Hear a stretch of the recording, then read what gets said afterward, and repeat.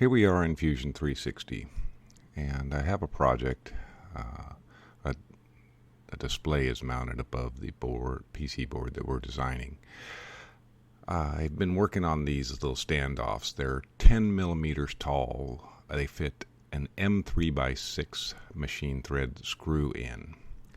The previous version, I tried to model the hole to match the M3 threads.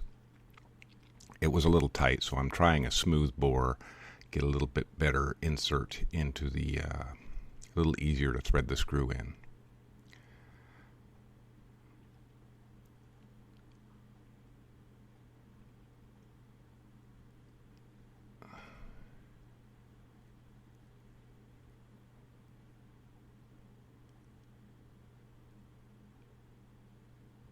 Here I am measuring the hole.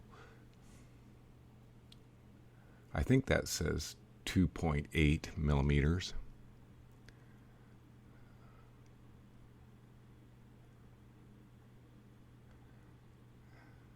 Here I am exporting to an STL. Looking good, but I've already done it, so I'm going to cancel this out.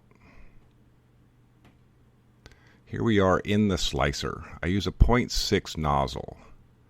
I'm printing 10 of them. It cost 14 cents in filament. It uses 5 grams of filament to make 10 of these.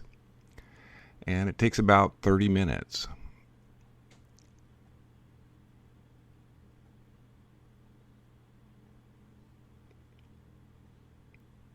I found this is a great way to use the end of the roll of filament. I also thought that this 4 perimeter diagram of the sliced file was rather intriguing.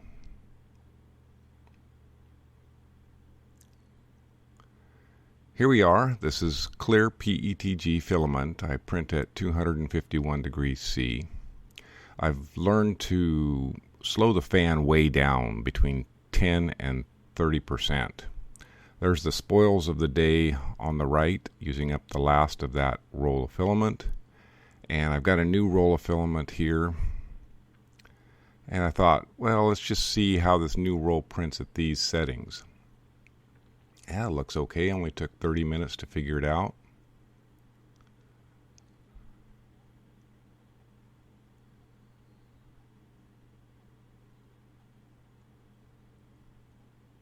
Focus.